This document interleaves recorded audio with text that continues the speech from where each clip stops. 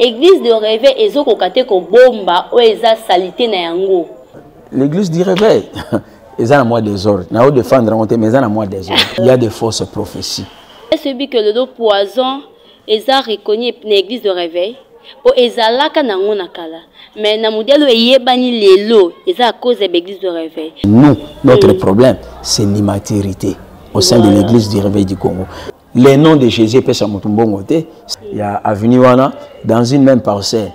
Nous avons deux églises dans une même parcelle. Parce que pasteur, on a une surprise pour nous. Pour nous, nous avons mingi, nous avons cordon. Surprise par rapport à la prolifération pour les prophètes, pour la banine. Je pense qu'il y a une surprise en haut. Vous êtes prêts? Très près. Le tout le monde a moulagno quand des aboués. Bon, t'es que là on a $20. Pasteur Marcelo. Azo bak a le bel roman que on a papa Wemba mutu abebi sabagène. Puis à quel sous emené ya mutu alaki sabagène ko finga.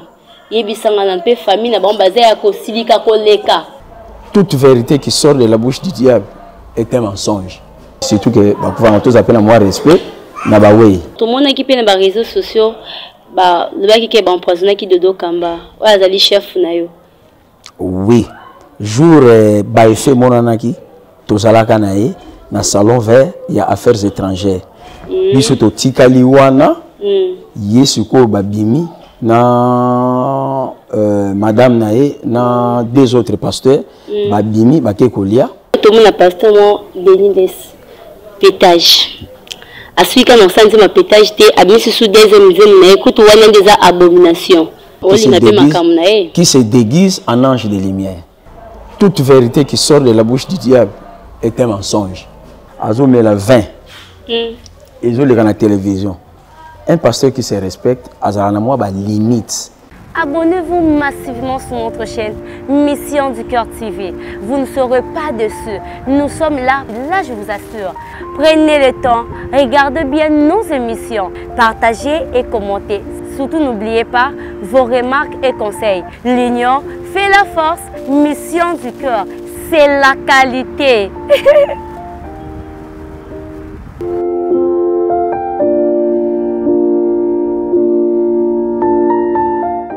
Bonjour à toutes et à tous, voilà, vous êtes si nombreux en train de nous suivre sur votre chaîne Mission du Cœur TV. Le compte de l'émission retourne à la bergerie, voilà. Je vous aime tant et vous êtes si nombreux à France, aux États-Unis, à Brazzaville. Je vous salue au nom du Seigneur Jésus-Christ. Et sur ce plateau, j'ai avec moi le révérend pasteur Diebo Kanto et je vous signale déjà qu'il est cordon principal des églises du réveil du Congo. Voilà, à Makala. Bonjour mon pasteur. Bonjour madame la journaliste. Et j'espère que vous allez bien. En très bonne santé. Ah waouh, Dieu fait grâce toujours. Et je vois déjà l'alliance. Vous êtes marié? Je suis officiellement marié. Père de combien d'enfants? Oh non, ça n'a pas vraiment beaucoup d'importance. Voilà, je profite aussi de saluer maman là où elle est. Voilà. Est-ce que mon pasteur, on peut savoir, vous avez déjà fait combien d'années dans le ministère? Comme chrétien, je suis à la 33e année, mais comme pasteur, je suis à la 22e année de mon ministère. Ah bon? Je pense déjà que non, vous avez déjà mon col dans la katia makambo nzambe. Est-ce que vous avez déjà mon parcours moukié? Quelles sont les difficultés? Est-ce que vous avez déjà dessus na makambo boisongolo? Oui, dire que na déception, ça a été c'est du mensonge. De prime abord, je commencerai d'abord à dire que la vie chrétienne en elle-même a 4 grandes étapes. Voilà. La première étape de la vie chrétienne, c'est la crucifixion. On doit te crucifier. Et pendant la crucifixion, ce sont les passants et les personnes avec qui vous traversez les mêmes souffrances qui vont t'insulter, c'est-à-dire ils vont t'outrager. Ça, c'est la première étape de la vie chrétienne. Donc, voilà, tu dois être crucifié et pendant ces moments, il y a des gens qui vont te critiquer. La deuxième étape de la vie chrétienne, c'est l'enterrement. Une fois que vous avez été crucifié, on va vous enterrer. Mais pendant l'enterrement, même les personnes que vous avez scolarisées, ils vont vous oublier. Même les personnes à qui vous avez imposé les mains et qui étaient de stériles, mais qui ont fabriqué des enfants, ils vont toujours vous critiquer, soit vous abandonner. C'est la deuxième étape. La troisième étape, c'est la résurrection. Pendant la résurrection, les personnes qui vous ont rendu des mauvais services peuvent aussi se souvenir de vous. La quatrième étape, c'est l'ascension. C'est que nous, les Congolais, nous appelons communément l'élévation. C'est-à-dire, pendant ces 4 étapes, il y a des choses que vous ne pouvez pas supporter. C'est-à-dire, vous allez traverser des moments très, très difficiles dans la vie. Voilà. Donc, moi aussi, j'ai traversé des moments très difficiles dans la vie. Voilà. Et vraiment, mon pasteur, j'ai beaucoup aimé, vous avez dit la première des choses, c'est la christification. Or, ce que nous remarquons aujourd'hui, beaucoup de pasteurs abandonnent, eux, ils allaient croire dans Bangouama. Toi, tu nous assures que non, aux hommes mango. Oui, aux hommes mango. Ceux qui n'ont pas mango, ça fait déjà 22 ans comme pasteur. Donc, il y a, entre les jours de la promesse et les jours de l'accomplissement de la promesse, il y a un temps noir. C'est-à-dire, pendant ces temps noirs, vous allez vivre des situations très difficiles. Croix nanga na memaka yango. Na Bible na moni Jésus-Christ est azo mema croix na e. Ba botoli yango ba pesongo pa Simon de Cyrène et akoka ngote. Azo c'est là ngo Jésus-Christ. Moi je supporte ma croix. Voilà, peut-être vous êtes rassurés parce que vous voyez antichrist nan teye. Yango wana ozo mema croix na yo, mais peut-être ce qui antichrist aye oko tika croix na yo. Moi, j'ai fait un V de non-retour. Voilà. Les situations que j'ai, les mauvaises situations que j'ai traversées, yango te ko sala ke antichrist a bangisanga. Moi, je reste croyant, je mourrai croyant. Voilà. Merci beaucoup, mon pasteur. Voilà. Et bien, mon pasteur, on va abandonner. Et ça, vraiment, tant on dit, et notre sujet du jour est que les divergences au sein des églises de réveil du Congo. Voilà. Les lots mona, église de réveil, et ça, kokabwana, batba panzani. Et mon pasteur, tu y es que église, catholique. Nasima catholique, tu comment on a protesté bimi. Protester bien qui par rapport, il a vu que maman comment belikaki, oui c'est pas l'activité, il y a un débat qui va kende. Nasima okena bon te comment on a réveil data to bien on a linga za bolamuki. Te ebite boyela biso bolamuki na Congo, te boyela biso ndeni. To za poster ba sens y a réveil parce que aujourd'hui beaucoup de chrétiens, ils viennent à l'église disent que non, je prie dans l'église de réveil mais ils ne connaissent pas c'est quoi le réveil. Oh, relater biso réveil zanini. Oui, merci beaucoup pour cette question. Et là, on va répondre. L'église, c'est ça qui est belle. C'est ça qui est catholique. Les églises dénominationnelles. Vraiment, église religion islamique. Les églises dénominationnelles. Pourquoi tu as les églises dénominationnelles? Les églises traditionnelles, Oyo, et Pikama, et Lonama, et Vanda. Les églises catholiques, et Banda Kinango. Oui, les églises catholiques, il y a eu un groupe. Bamonaki que Makambo église catholique a sala avec Martin Luther King. Bamoni que Makambo église ils sala ça ne colle pas. Ba se retiraka dans l'église catholique. Basali Otobenga, église protestante. Voilà. Mais nous, du réveil en réalité, Tobima, dans l'église protestante. Tout le monde a l'église donc c'est-à-dire là, tout le monde l'église du réveil, tout le monde a charismatique, tout le monde appelle les sous baptiste, pentecôtiste, c'est-à-dire nous croyons au miracle, nous croyons na Pentecôte. C'est ce qui fait qu'il y a un vent nouveau au Bazobenga Biso, église du réveil. Nous sommes venus pour apporter la lumière. Nous sommes venus comme des charismatiques, des pentecôtistes, voilà. Ce que les protestants n'étaient pas. Voilà mon pasteur, vous êtes venu pour éclairer ce que je peux dire. Mais malheureusement, aujourd'hui, il n'y a pas la lumière, mais c'est les ténèbres qui règnent au sein de l'église de réveil. Voilà, cité. On dit bien. Ne me forcez pas, même quand Jésus-Christ lui-même, les problèmes n'ont pas commencé avec l'église du réveil.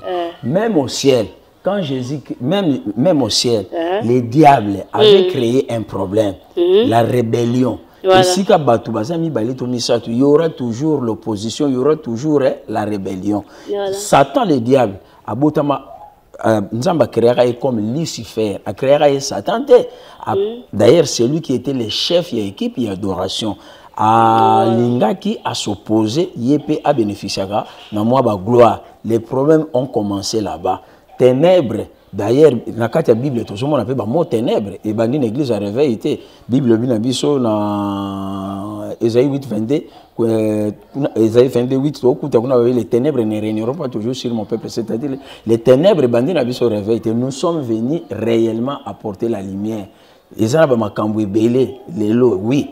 Là où il y a les vrais, il y aura toujours les faux. Voilà. Les faux ne peuvent jamais manquer là où il y a les vrais. Voilà. Nous sommes là les véritables, nous sommes les véritables. Nous avons amené la lumière. Les gens qui belé au réveil et ça, Jésus-Christ a ça, nous allons réveil. Parce que, et mon insanité. Mais oui, entre nous, il n'y a pas de problème, c'est du mensonge. Il y a beaucoup de problèmes. Voilà. Tout au long de notre émission, voilà, dans ce pays, pasteur Antimi, entre les problèmes et Zali. Et pardon de votre, ce que vous venez de dire, que ma porte banane Bazali. Est-ce qu'on peut savoir qui est le fondateur ou bien le père de l'église de réveil? Le père de l'église du réveil dans le Congo, Bazali. Et tout le monde a mingi kaka Aïdi Nabal. Mais Aïdi Nabal a kaka té. Je prends un exemple tel que Papa Nkelani. Il est vivant jusqu'à l'heure où nous parlons. Azapé moko ya patriarche. Tous wapé Jacques Vernon. Aïdi Nabal oui. Ayaka bango bayambaka évangile et pas pardon T.L. Osborne. Bango bayambaki évangile nanzela nae. Na ba Benson Idausa. Dans Nigeria. Donc, les pères, parmi les pères, tout le monde est mort, basé belé. Aujourd'hui, je peux citer Moutouneti, Papa Nkelani, Azapé patriarche, Voilà, merci mon pasteur. Donc retenez que les pères des églises de réveil sont nombreuses. Et à part papa, Adina Bala, basé sur Namsoupé Bazali. Maintenant papa, si vous lelo oyo, tout le monde et ça les aux églises de réveil Zakaliboso. Mais lelo, il y a un peu une différence. Parce qu'aujourd'hui, il y a beaucoup de divergences au sein des églises de réveil. Pour une divergence, on a oboyo kanate, oui, non, mais tandis que toujours servi qu'à mettre mon corps. Et si je me rappelle bien, apporte pas aux babotos à la langage mon corps. Mais malheureusement, l'église de réveil basée dans la langage mon côté. La divergence est belle pour nani. Bon, la divergence est ali. Même est-ce que même chez les catholiques il y a des divergences? Bon, ça doit pas être tout le monde est catholique orthodoxe, tout le monde est catholique romain. Bon, bombaka. Oui, côté wana. En tout cas, je serai sincère avec moi-même. Les catholiques, ils ont bon, pour ne pas citer la religion, mais sauf que moi, maturité, nous, notre problème, c'est l'immaturité au sein de l'église du réveil du Congo. Il y a des divergences et il y aura toujours des divergences. Les divergences, elles ont raté pourquoi? Moi, quand on a commis s'accaparer dans verset naé. Jésus, Bible Moïse, pour kende na buisson ardent, baibisi longola ma pape. Les autres gens on appelle batumusu ba jouer au verset mo bimbageno pour côté l'église longola ma pape. Bible na linga na rassurer. Et loko na kati ya Bible ezaka verset moko, on ne peut pas en faire une doctrine. Voilà. Dans ce moment la doctrine, la kati ya christianisme. To comme na moi ba doctrine et belé ba misusu to kolata ma papa te potokota ba misusu basi ba ko côté até que les femmes se taisent dans les assemblées. Pourquoi Jésus-Christ, pourquoi Paul avait dit que les femmes se taisent dans les assemblées? Il y a des motivations. Et en a bakati ya ba épître, et en a kati ya évangile te. Et loko épître ezalaranine. Une lettre, épître aux Corinthiens, épître aux Romains, épître aux Éphésiens. Ezali ba Éphésiens, ba Corinthiens, ba moni situation mo bona kati mboka na bango. Ba commis lettre ba tindeli Paul. Réponse il y a Paul, il y a on tozo benga épître. C'est-à-dire quand les femmes se taisent dans les assemblées. Paul a remarqué que ba commis Paul na kati ya Corinthe. Qui mbeza makasi na kati ya Corinthe, il y a des problèmes très sérieux. Ba commis Paul est à répondre. Donc Nazalaka contre que les femmes ne peuvent pas prêcher. Bon, pasteur, on a un peu contredit un d'ambre. Pour Outina Kolobaka, tant n'apporte pas Mandaya Koloba, parce qu'il y avait de mauvaises choses qui s'est passées dans l'église à Corinthe. Mais en réalité, l'église n'a pas de campagne Zali. Donc, Paul Azaki n'a raison que moi, c'est Vandakimia. Pour l'église, donc, pour la mona kande pilote, tout le monde église mon talati single, mon tazo bata qui existe soit qui existe talati. Cola et dessiné. Donc, est-ce que les gens sont censés, moi, ça t'est, il y a tout pour pouvoir vendre même parce que bon, c'est là quand quand l'apôtre parlait que les femmes se taisent dans les assemblées, ils ont cacaté pour un habillement. Je suis un théologien. Si on a bien vu ça, l'air Bible moi, c'est que la télamba mobile était battu ma canne, qui n'a pas entendu. Ah, c'est tout bien, théologien, de beaucoup changer ma cam. Non, théologie, bon. Théologie, hein, on te classé là, et classé là, verset Matthieu chapitre 5, verset 20. Et on te classé là, et c'est la théologie, on te classé. Le fait de ne pas reconnaître la théologie est comme Ramabé Makas. Parce que Jésus-Christ, article qui bisopé verset Matthieu chapitre 10, verset 5. Ce sont des théologiens moto, à la harmonisation. Au moment que les femmes se taisent dans les assemblées, les femmes de Corinthe, d'ailleurs, la Bible qui n'a nous trouvons une impudicité tel qu'on ne peut même pas voir ça chez les païens. C'est-à-dire, dans la église à Corinthe, qui nous dans la église à Corinthe, les devant. Il y a que les femmes se taisent dans les assemblées et qui si que basi bater. Je prends un autre exemple, la divergence. En ce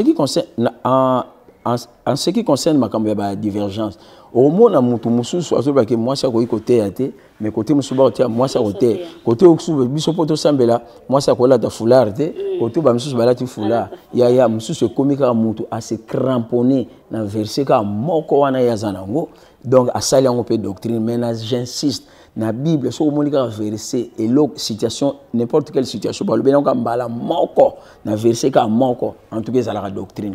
Pasteur s'il vous plaît, est-ce que l'église ne peut pas toilette avec Tambala?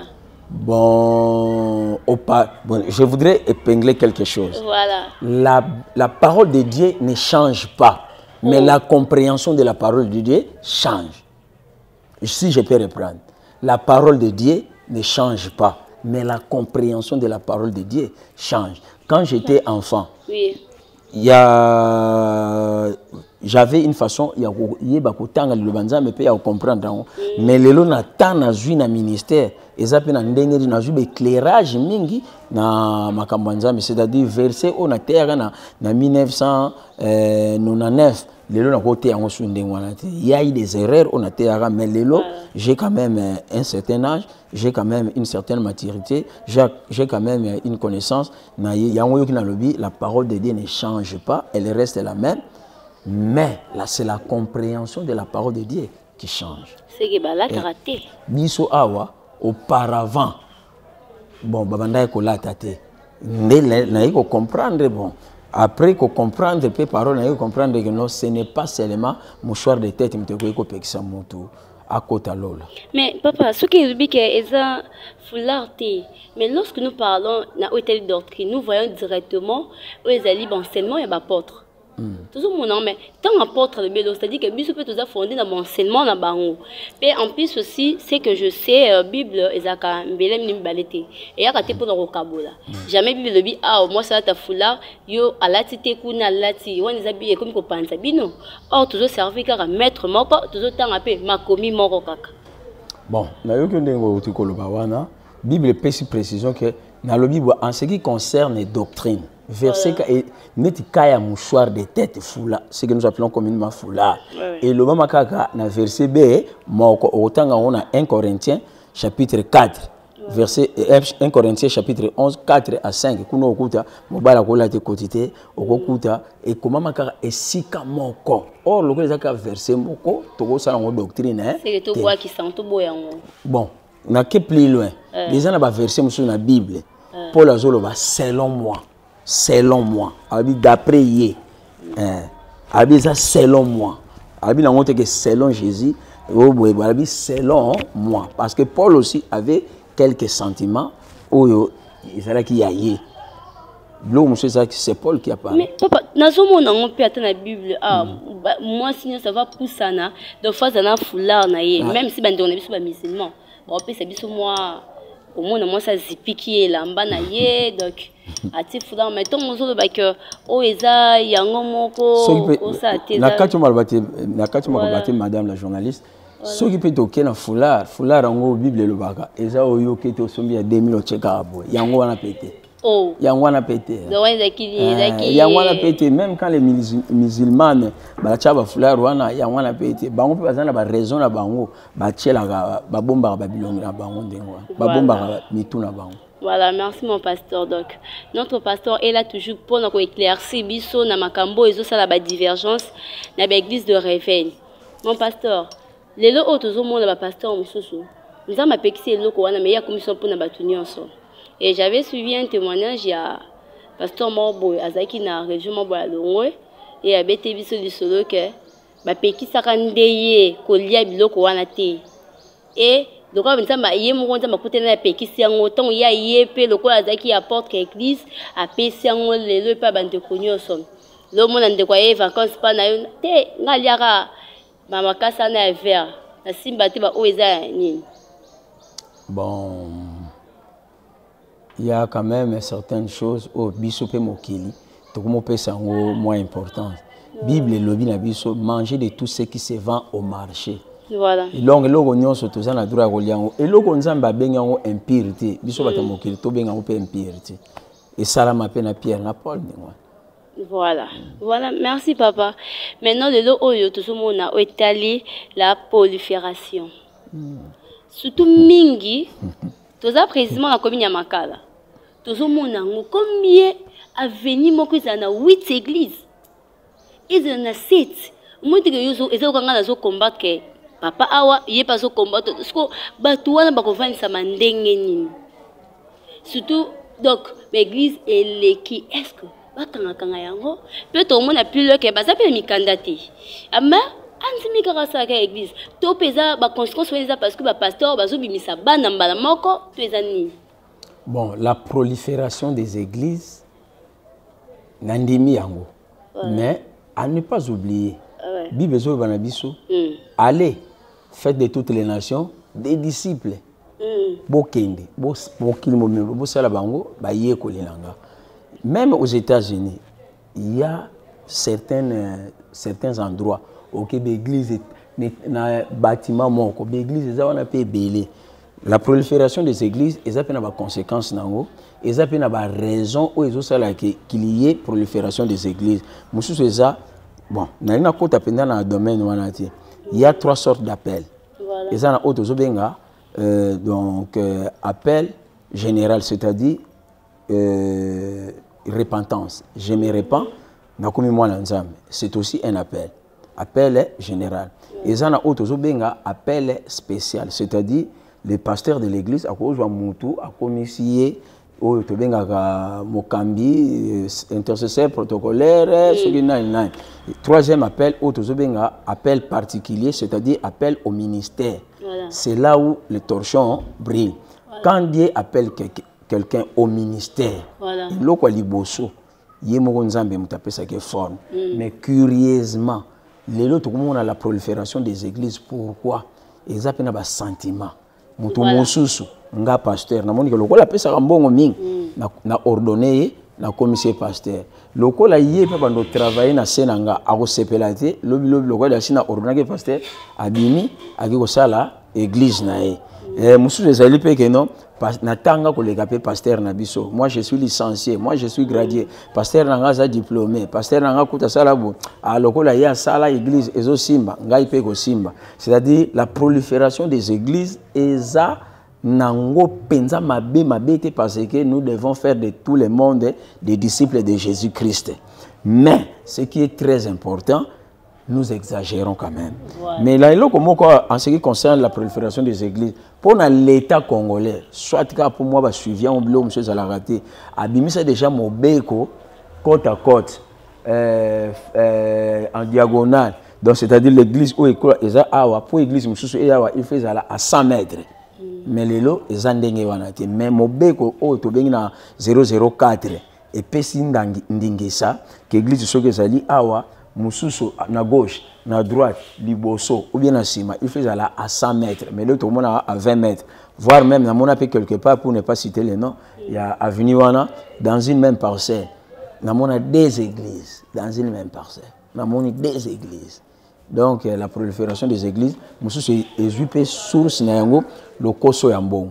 Voilà. Pasteur a pesa ngambongo te, pasteur a pesa ngambongo te, mususu pe ezape orgueil. Nazape ne loko nanga, il faut battre ba mona ngo. Nga akonza kaka. Donc ce sont ces choses-là ezape ba raison où les églises naissent comme des champignons. Mais non papa, maintenant surtout tellement bien parmi les 5 ministères. Est-ce que nous sommes censés tout le monde a plusieurs bon est-ce que nous sommes censés y a bâtir l'église parce que tous on a 5 ministères parmi les 5 ministères ils appellent na batu au bazar censé y a ko bâtir parce que na yebi que muto za censé autoriser ka apôtre parce qu'il y a Tony Awa Tiki à que mettons tout le monde a prophète est-ce que prophète peut associer ça l'église sur associer l'église c'est qu'il y a tout le monde a des ordres. Bon, je peux porter un petit correctif. Voilà. Et ça, c'est qu'apôtre Mtabeng Sami à ça l'église. On le dit très bien, dans Ephésiens 4:11, il a donné les dons plutôt. Voilà. Bassous, avec un pasteur, prophète, évangéliste, docteur. Surtout moi, évangéliste, on a besoin pour aller en archbishop. À mon aucun évangéliste, ça c'est. La titromanie, c'est toujours bon, l'église à Congo. Mais tu as un qui moi en matière, il y a les 5 ministères. Ok, papa.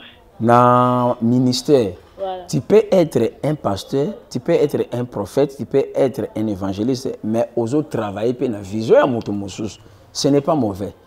Ils sont mauvais, mais curieusement, na biso soka ba ordonner Moutamonika qui n'a pasteur, n'a prophète, à boy, à Olingasouté, à travailler dans sa vision et à Moutou.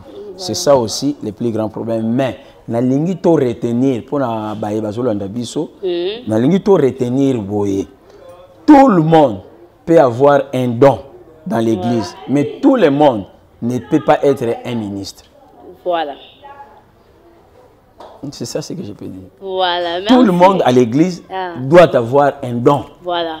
Mais tout le monde n'est pas appelé à être ministre de Dieu. Voilà, tout le monde peut avoir un don à l'église. Parce que le don, c'est pour l'édification de l'église. Mais mon don, c'est bien même pour nous, ça, l'église. Voilà, on est qui pasteur, on est à le on a complété pour la zone kaka. Voilà, pasteur, tout ça, qu'on a été là, prolifération. Na la nzio bio le bi que za suite peut-être il y a l'étape peut passer 2 heures hein mutazo linga kaka zo. Mais makamwa ne seli que le auto mona ba prophète ba mebeli. Au mona muto oyebi ko tilo na Congo bat ba ko suko sunga mutute. Pour all les kaka be prophète maman na so mono boy suka suka singa kambo. Ma ça les lope o peut-être au boy mais peut-être une église na bat ba kimi pour anine pour amone que église wana bazo sakola na sala ba sabe pe lelo kaka pona ba église belende ba pasteur ba komi ko bimana basi ya batu au monde a suivi moi ya frère il y a kana sala de défense ba prière ba 22 heures kaka ba mbali na bureau depuis ba kotaki biloko wana nyose suite kaka pour église ezali ebele. Bon, madame la journaliste, il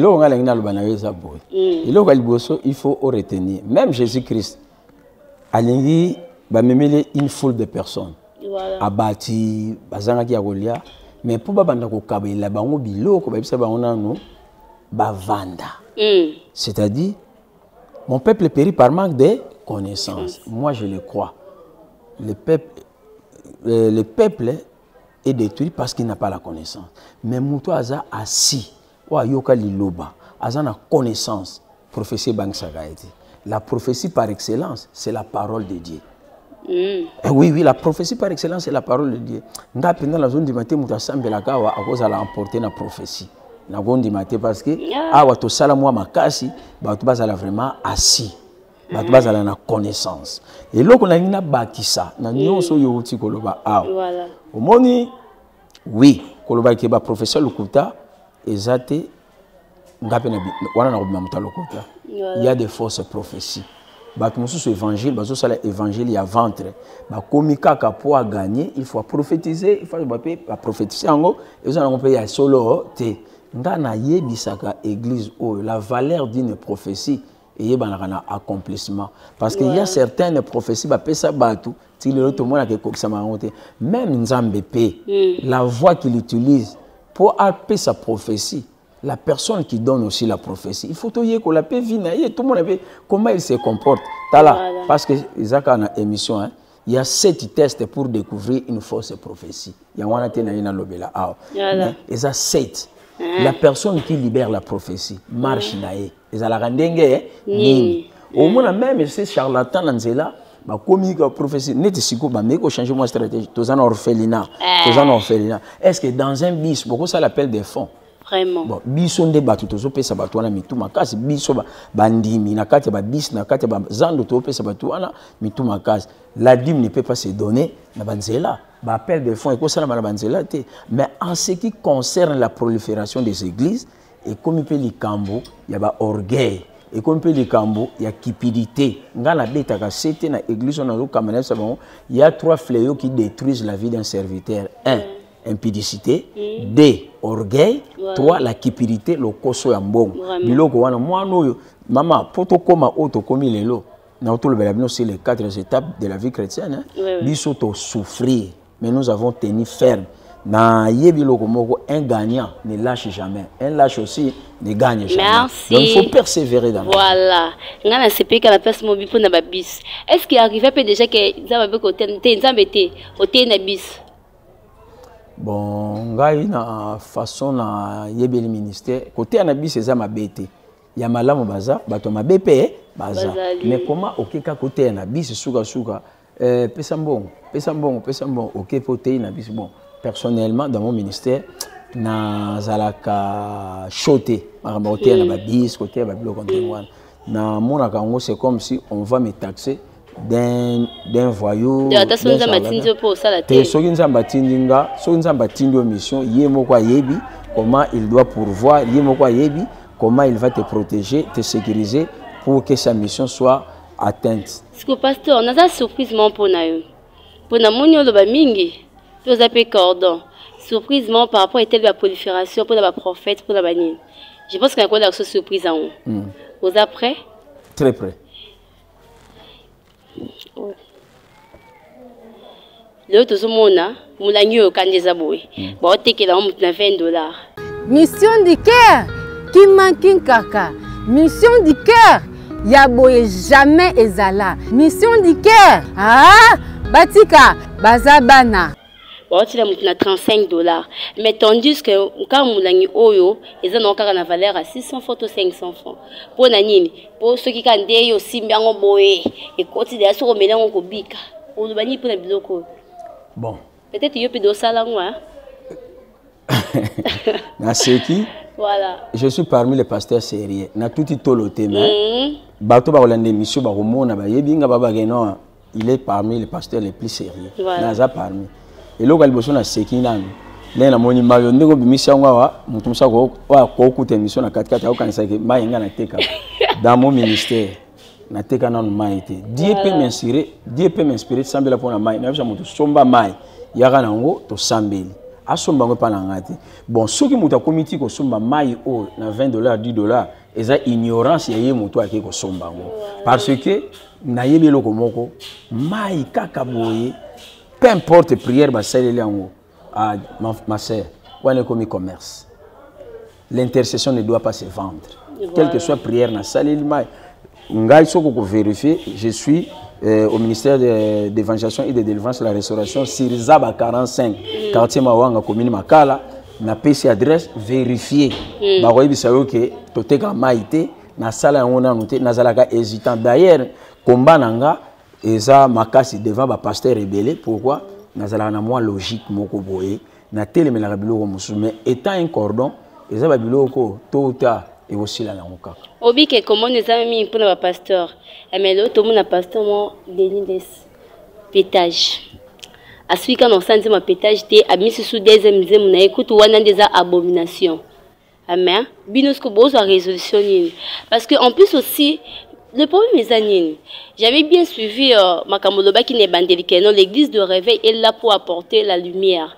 Mais tandis que au contredit, il y a des temps et même des ténèbres. Parce que tout le monde a pasteur, ou a ça la bêtise, ou a ça baby ça, l'église n'a plein.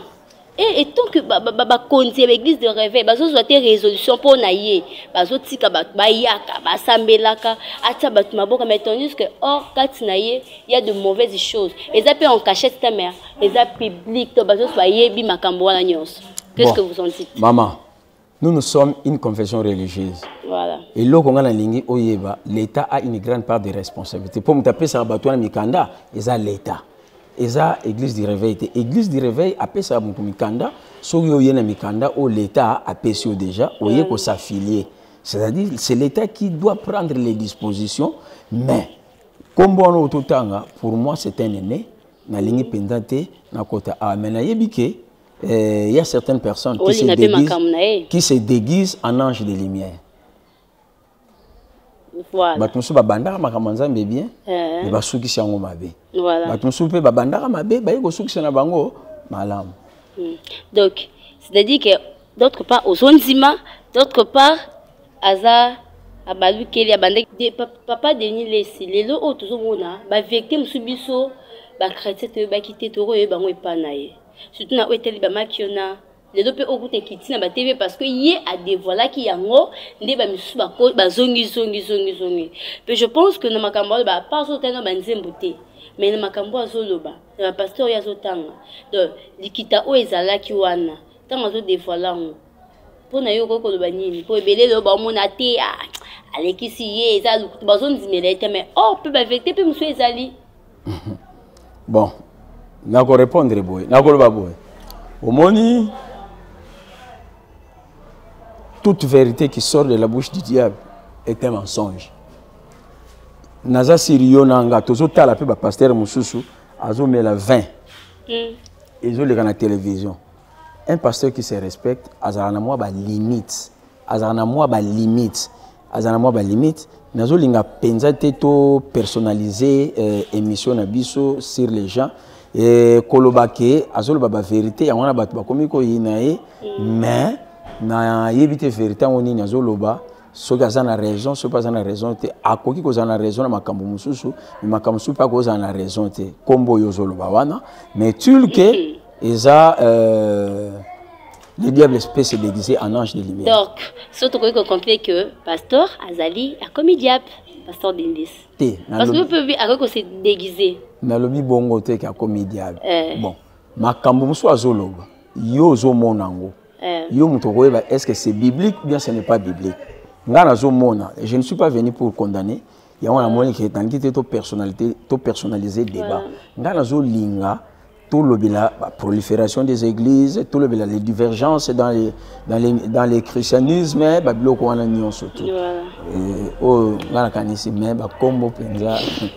voilà, fidèles téléspectateurs, vous êtes si nombreux en train de nous suivre, voilà. Et c'est que autre retenir que en ce qui concerne la prolifération, que la meilleure prophétie c'est la parole de Dieu. Et ce que ça na le bananzambe donc ok na mon PPT parce que Bible que non mon peuple périt faute de manque de connaissance. Dans votre foi, ajoutez la connaissance. C'est-à-dire la connaissance c'est mieux parce que ceux qui connaissance c'est ali ataba ba jeune prophète, ba jeune pasteur ba dans l'église, bon comme ba rebelle parce que le pasteur ba jeune ba comme ba rebelle est-ce l'église peut ba rebelle baza baza ngata pendant les 22 ans d'exercice ministère na kutana makambo ndenge na ndenge na kutana donc d'ailleurs les ministères les ministères c'est le terrain où vous vivrez l'ingratitude. Voilà.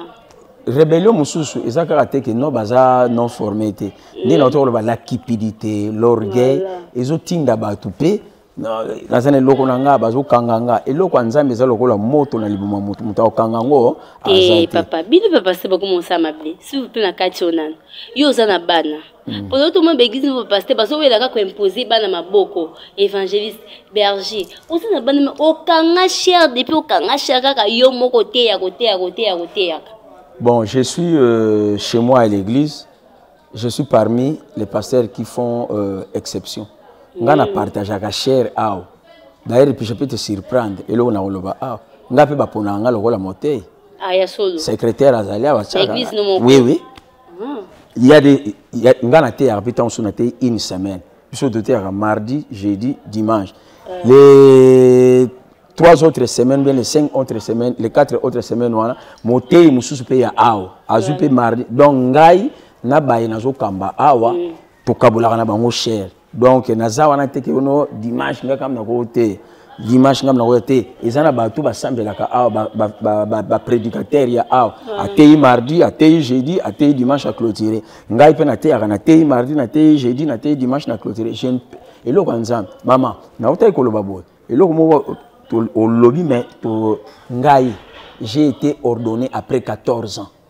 Na sali ministère, Moussale Monani, n'de ba yeko ordonné ngai. Après 14 ans, ba ordonné ngai, ba reconnaître ngai comme ministre de Dieu. Mais na chango pe mobulute, mais lelo bana, d'ailleurs, non, l'église du réveil. Ils ont à moi des ordres. Na o défendre on te, mais ils ont à moi des ordres. Ils ont à moi des ordres. Parce que au monde, un bishop, il y a 22 ans. Bishop a 22 ans.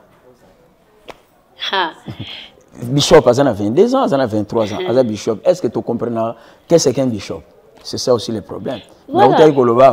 L'église a réveil, oui. Particularité dans bishop, il y a Ezali. Moi, des ordres, ne pas reconnaître ces désordres et comme le quota. Moi, des ordres Ezali. Monsieur, ça s'appelle la précipitation dans les ministères. Je peux prendre l'exemple, enfant prodigue. Avant de n'anda quoi tatanae. Maweli kala kenona kende ko vivre dans un pays éloigné. L'air que ko vivre dans un pays éloigné. En tout cas, à kutana ina makamba mabekuna, c'est-à-dire il est parti précipitation. Or il fallait attendre. Mais c'était la précipitation. Et là que je mamboko yo, le ministère précipitation. Vraiment, et là non c'est pela kaka na pasteur parce que azonzima berag na bango. Donc azobo yango te azonzima. Et là ko pe mususu o lelo et BBC église de réveil. Et si ba pasteur valeur en ce qui concerne l'Italie politique. Ba pasteur babandaka bien. Amona pasteur azona mouvement ne moko boye. Et banda na ka bon et na ka mesuka suko moni à côté na politique. Au moins na pasteur azawana azo soutenir mouvement kinganzi. Yango c'est l'autre yango tout monde ba pasteur mususu puissance César sous soutenir l'église de réveil. Mais tant toujours la réveil c'est-à-dire il y a bolamu ki to bi na ba tawana ba groupe de prière donc réveil zalaki. Et ba papa a dit na bala mais politique lelo et BBC makambo. Maman natango akala. Ma foute banda sopa on likola 3 personnes. 1 likola ba sacrificateur ba sopela ba ma foute. Likolo ya ba prophète ba sopela bango ma futa. Voilà. Likolo ya ba roi ba sopela bango pe ma futa. Il y a aussi certains pas. Je prends un exemple. Il y a aussi des serviteurs. Ba sala pe mena ba politiciens. Tout le monde ba Daniel. Tout le monde Joseph. Ba sala pe mena ba politiciens. Mais il n'est pas dit que tout pasteur doit être un politicien. Mais bolongola na makanisi, to longola na makanisi na biso, kaka ba pasteur, to zo mona pena ba religion mususu kutu batu bazo so les évêques, voire même ba autorité, il y a église, bazo so les devant sur la politique, et ça ka ba pasteur te. Mais catholique, il y a besoin de quoi il y a réveil. Problème les anines église de réveil ezo kokate ko bomba o eza salité na yango ezo bomba ezo kokate ko sani ko traiter mabe entre yango na yango pe suka entre yango na yango te mais tandis que l'église wa mususu bazali pe bazo soutenir pe ameza ko ya biso te pour le mona pasteur à côté na politique ndeti pasteur Marcelo azo ba a le bel roman que wana papa Wemba mutu abebisa ba jeune. Puis à quel sous émené ya mutu alakisa ba jeune ko finga yebisanga na pe famille na ba bazaya ko silika ko leka famille ya papa Wemba pour nani pour pasteur à côté na kata politique est-ce que to bengi pasteur akoki ko défendre biloko wana nyonso bon maman pasteur a kosa la paix politique et le but que pasteur a kosa la politique c'est quoi c'est l'art de gérer. Les faits, nous dirigeons l'église, c'est aussi la politique. Mais autres gens, la politique est active. La politique active. bon so okoti na politique tout le monde a pas pasteur rebelle ba kota na politique na Assemblée nationale kuna politique emela bango mais je ne suis pas nazala vraiment contre que pasteur a kosa la politique il a ba pasteur il a cet appel il y a aussi la politique à kokine pe kosa mais et comme Ramabe ceux qui désirent ya mutunyo nous avons vu des grands pasteurs des grands hommes de Dieu na mboka o balbayi que politique eza satan la politique ça mais lelo ba comme ba politicien. C'est-à-dire l'homme est un être circonstanciel. Ngai et l'on a kouloba naza contre tes pasteurs non sur la politique mais il y a des pasteurs à cause de la politique mais il y a aussi des pasteurs à bengamité pour la politique. Oh, voilà ce que je peux dire. Dans l'ingaka penza te ko personnaliser ba débat soki eza le baki ndengwana pe aller zami ba kufa tous en moi limemi pa na bango ba kufa na bango. Kolobaki ba kombo yo tolobaki papa wemba salaki boye emene salaki boye ko citer ba kombo ezala malamu mingi te okoyi ko pesa ka moi ba référence mais ko tanga ba kombo ndengwana eza pina malamu mingi te et surtout que ba kufa tous appena moi respect na ba wey voilà na mbino awa bata ya dodo kamba boza na prière ya mboka menaka mwaka Kishasa ba pasteur ba sebele pe eza parmi pays où esambela comme eza pe parmi pays où makamabe pezali mais yo yebite que là où les péchés abondent la grâce abonde la grâce irabonde on eza sur la grâce té parce que bozoti na ba sambela bozoti na ba ba prière belé mais na ikati église faut te ça peut frère yo ça na option nini aider ndeko oyo na mathématique yebi ça peut frère ko la beauté kende ko luka. Merci aux paroles. Je suis quand même parmi les pasteurs modèles. Ah, vous êtes sûr de vous-même. Oui, je suis trop sûr de moi-même. Ngaya, on appelle ça consigne. Il y a deux voies par excellence au Moutakoy. Le travail, naba semence. Biso awa, nous fermons la permanence. 9h, nous allons la kawate. D'ailleurs, permanence, nous sommes en face. Yango awa. Nous allons la kawanati. Surtout abima. Moi-même personnellement, je suis un investisseur. Donc à Kabatu, bima, lukambo. Et ça n'a pas tant de sambela. Et ça n'a pas tant. Il faut que luka mbongo. Naza vraiment pratiquant. Il y a loko na solo ba na lingakate l'église ba ton de langa. Il faut pas bimaka, ba lukambo, ba sala. Est-ce que lobela ba pasteur ba tinda batute? Non, ba pasteur ba za ko kanga batu. Que bakangama na kati église bakangama na kati église ezaka malamu mingi te okonyo kwa mayomoko yomoko pe okolemba soki batu bazo sambe d'ailleurs je peux scandaliser les gens le nom de Jésus peut sa mutumbongo te c'est le travail qui donne l'argent voilà le nom de Jésus so ke mangengeke ko sambela po zwa mbongo okozonga na ngoti le travail mtepe sa mutumbongo. Est-ce que pasteur obi que non yo oza pasteur pour na monika oza sur na yo trop si parce que na yebi o ba kolandanga na ba commentaire na bino ba yebi so que non ce qu'il dit est vrai. Est-ce yo mo pe siko pour to no pasteur tu là pas vai na e oza nika ba 10 kota ba offrande kota maman zo compter wana écoute combien est-ce que yo mo posa msala oh je na uta koloba que naza investisseur. Naza investisseur, naza na musala teke o na salaka na compagnie songolo pakabe na l'état mais je suis personnellement, je suis dans les affaires, naza na ba faire na salaka. Oui pesa ngambon. D'ailleurs, je peux vous surprendre. Naza na kati église ona, ngana lingate église futela ngandako, ngamo na futela ndako na ngai. Ngamo na futela ndako na ngai, ce sont les pasteurs paresseux, mutu bataille la mingi panier, na taille la panier, mais je confirme, je suis dans les affaires. Je suis un homme d'affaires, na sala ba faire. So papa na ngai, pasteur olingate église futelende nini. Bino ba titulaire, ozui otie mwana maboko bimisi mwana. Tango tindi mwana bon mwana pe aluki église akeko sa pauvre comme ka kende sala cellule, aki passa li cellule, ko na cellule wana. Azona ba moyen o était ko permettre à foutre. Tango botindi mimi to na église de réveil. So peut-être pas de ça, mais tout mon mingi pas ba konde l'église de réveil. Atindi mwana peut-être a pesier kitite ni te lokote. Atindi karabon. Parce que to ko mwana okende, banzimboya. Merci beaucoup pour cette question. Nalingi, ce qui passe, poser une question. On est passé à l'église Futelenda. Je fais partie. Il y a un pasteur qui a fait un bango moko. naza na kati église esika na teyaka bandimi pe baza pembeni ya bazoyoka ngai nalingaka te pourquoi l'air soki tozosala yango kaka bino bato ya liboso bango bazokoma bariche bandimi bazokoma bapauvre. Je pèse mes mots na kati église ngai napesa bato bafond babanda bafaire na kati église napesa bato bafond banda bafaire na kati église j'ai engagé bato oyo baza batravailleur na ngai non na makambo église na bafaire na nga privé, c'est-à-dire na permetaka bato bazwa kopesa nga dimi na kosenga dimi na ngai oyo pesa nga dimi na ngai parce que osala momuto asalaka te église soki eza na bachômeur ebele ekozala une église ya bapauvre ekokende bien te mais soki église eza na bato batravaillaka. Moi ici il y a des gens bayaka na ekodime bazwi badiplôme bake basilisi université bazwi misala basalaka naza bénéficier na badimi na bango donc ngai naza partisan oyo batindaka bato bima kende koluka mbongo.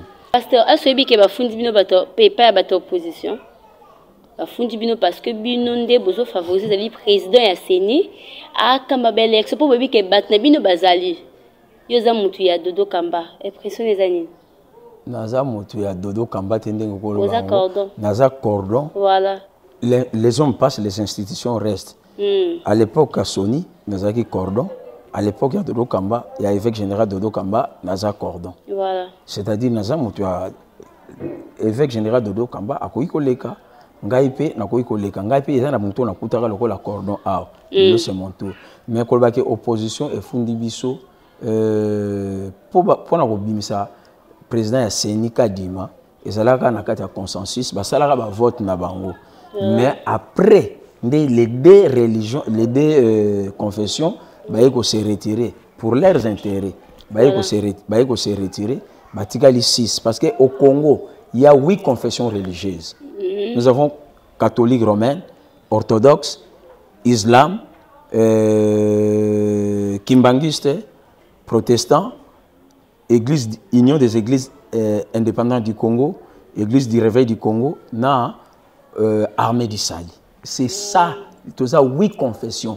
Misusu etikali mutako saite ezaka ba plateforme c'est-à-dire les 8 confessions ba kotaka na kati ya conclave na bango wana nde mibale ba yeko se retirer batikali 6 ba sel musana na bango kadima yeko bima exact que oui je vous dis ce qui est vrai eza etando ekete ona personne ne peut me contredire eza ndenge na oloba wana. Voilà, donc pasteur a éclairci biso ndenge makambo ezaleli.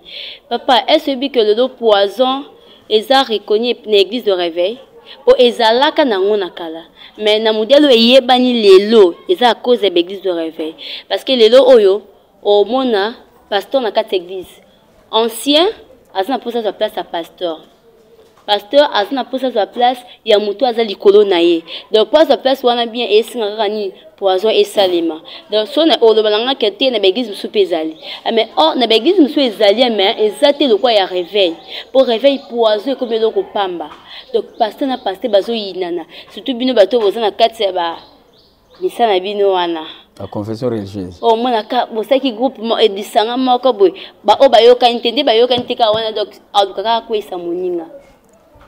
Merci beaucoup maman. Poison bandi l'église réveil te na boyi ko tanga ba mangombo pe na bike no mutu boya kufaki na poison mutu ba kufaki na poison le bande biso tant so moi immaturité tozwaka makamna biso to chango na place publique mais poison c'est partout na boyi ko tanga ba confession ba religion eza partout dernièrement tout monde qui na stade bande ko na biso mususu ba bunda wana pe bat ba kufaki ezaki réveil te ezaki catholique ezaki mission pété donc poison ça un peu partout ezakaka mutu aza mal disposé alinga mona muninga te yango na lobaka le ministère n'est pas un problème, il y a compétition, c'est un problème, il y a complémentarité. Voilà. Ce que moi je n'ai pas, grâce à ça, je peux bénéficier grâce à Mouninga Moussous. Voilà. Il y a un temps où pasteur peut au milingi ma case. Je suis parmi les pasteurs sérieux. Voilà. Informe-toi dans le pasteur. C'est un pasteur sérieux. Oui. Bon, mais ce que je veux mon moi belé à ni poison au CD mbala mort. Ngamona appelle un bon. Voilà. Voilà, pasteur, on a trop sur naïe moko. Jésus-Christ est l'air, je suis le chemin, la vérité et la vie. Voilà. Mais adage boko le bakaya babeta tout te babeta ndé moko. Non, on a adage à mokili. Oh. Namiye bionaza, il faut très bien voir. Maman journaliste, mutako iko teka pro image na yo malamu koleka yo moko azati. Voilà. Je me connais. Ba to ba Holanda émission oh ba biso que non, nous connaissons ce pasteur Aza série. Parce que non babé to fouiller to kucho mwana faut pas mobo. Te nga okutanga ti. Voilà, ça c'est l'ambiance. Il y a plateau et. Voilà. Je suis pas. Les gens n'ont pas pasteur, moi, nous savons que s'il y a les hommes fidèles, s'il y a les pasteurs fidèles, nous avons un pasteur mongolais. Nous avons la première place. Je suis le deuxième pasteur fidèle dans le monde. Voilà. Donc, pasteur Azatou Cinéma, parce que Ayebi Oza Katinaye, et mon pasteur, dernière question. Tout le monde qui est dans les réseaux sociaux. Bah, le bac qui est empoisonné qui dodo kamba. Ouais, azali chef na yo. Oui. Jour baïfé monanaki, tozalaka nae na salon vert, il y a affaires étrangères. Biso to tikali wana, yesuko babimi na madame nae na deux autres pasteurs, babimi bakekolia na ville. Ndé siko évêque principal a tikala kina biso na salon rouge et affaires étrangères. Les raisons bima pas qui ne rejoindre bango kuna ba ke kuta ke non évêque général ba longolé bilamba donc par après tu dois comprendre qu'il était empoisonné. Effectivement, je le confirme, il était empoisonné. Voilà, ah ce que tu as de sentir les andérini. Non, c'est à Bongana, c'est à Bongana. D'ailleurs, c'est samedi 16, tous en stade. Pasteur, ezapi na bato ba pasteur musuyo au sepena banté. Na seki question là koyi na to ko sepena bango te donc na englobe pour oza makala lelo mona oyo bité ngana kangama na yete asala makamo bengana onde proche na nga bon et là liboso na répondre aux questions là oui voilà dans un non conflictuel dans un non conflictuel qui n'écoute la pasteur na yo il te dira voilà. Qui est le pasteur Dieu. Voilà. Pasteur na yo alobaka clair ayo ka sondra ba kina makala mobima pasteur na tika na ka pasteur Dieu. C'est-à-dire je suis parmi les bons pasteurs. Dire que na linga ba pat musuté bon lokola mutu na mona pe ba pasteur mo ba trouvanga ba biki baza ba aner ya ba pasteur ba fuyenga ba moni dossier mo ma bête ba y comprendre que non je suis un bon pasteur. Ba pasteur ba yibsanga yango. Ah. Oui. Bazali pour ne pas citer les noms. Ah bon? Bazali, pasteur, bisinga que non vie, to fouiller dossier na yo, to fouiller, to monio, ti balba na to za aner ya ba pasteur. Ba moi voilà. En tout cas, tu es un bon pasteur.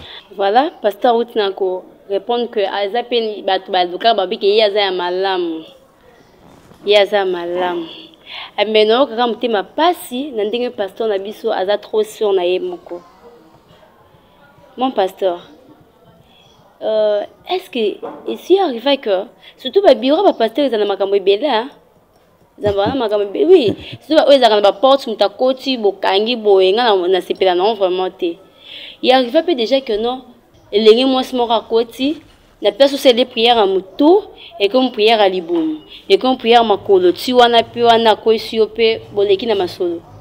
Oui, merci beaucoup na question na yo wana. Je serai sincère avec moi, na tout le beau comme mobile.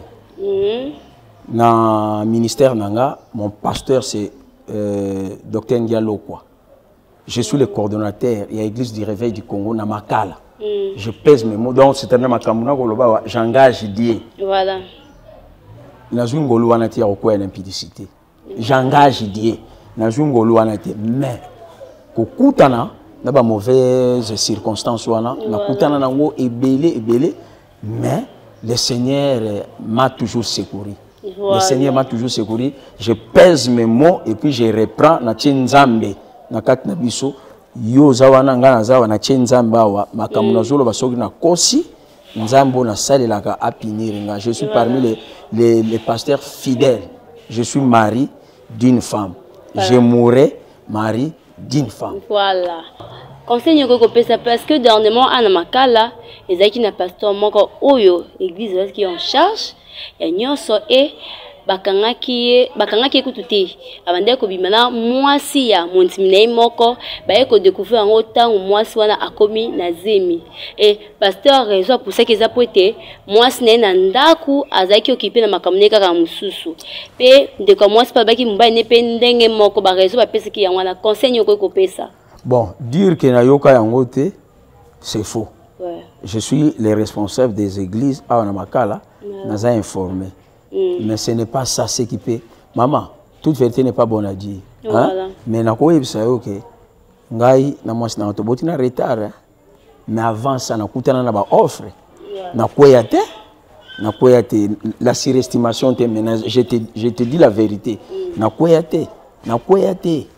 Mais sous le pasteur a salé encore pour appeler moi par raison c'est un péché. Voilà. C'est un péché. Je suis informé de la situation. Toutes les situations où ils ont les Kanamakala, en tout cas par la grâce de Dieu, le Kola Mokonzi, nous avons informé, le dossier wana, nous avons très bien.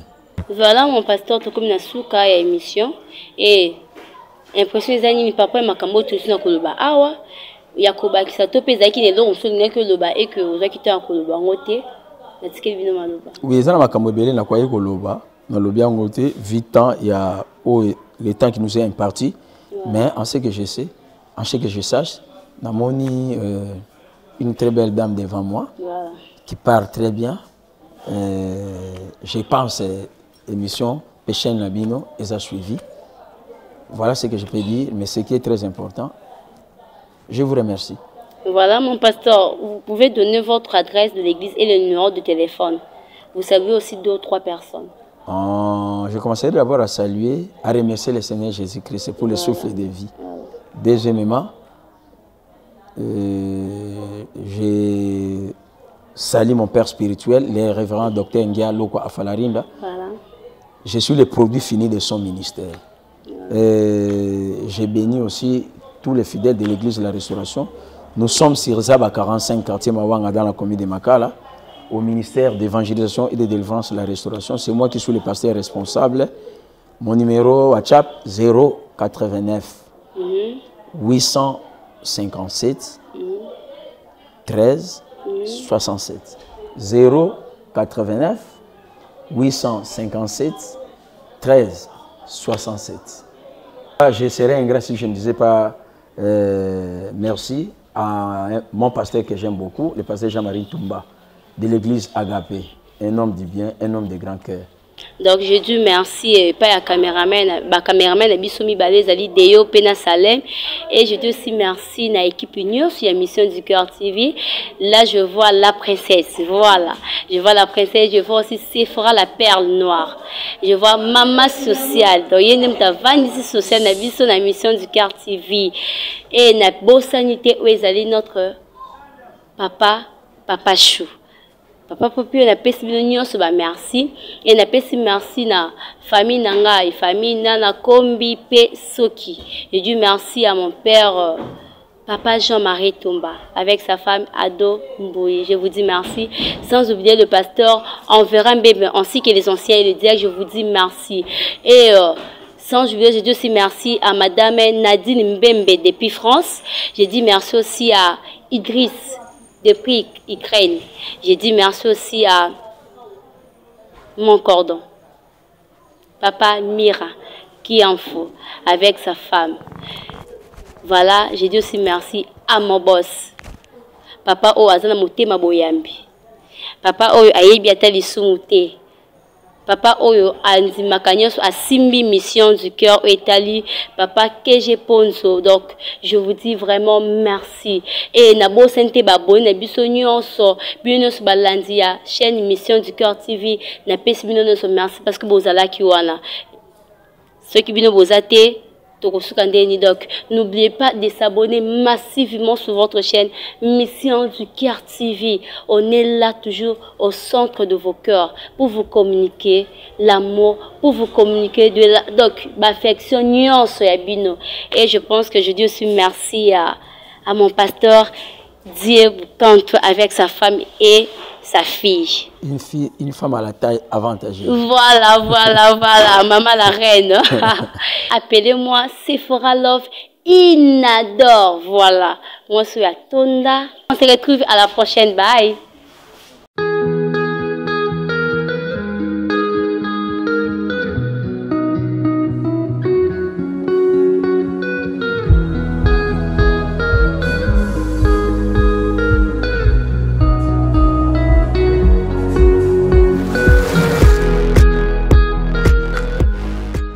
Abonnez-vous massivement sur notre chaîne Mission du Cœur TV. Vous ne serez pas déçus. Nous sommes là, je vous assure. Prenez le temps, regardez bien nos émissions, partagez et commentez. Surtout n'oubliez pas vos remarques et conseils. L'union fait la force. Mission du Cœur, c'est la qualité.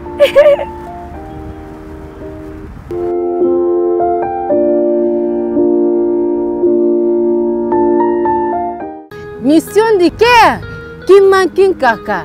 Mission du cœur, yaboye jamais ezala. Mission du cœur, ah, batika, bazabana.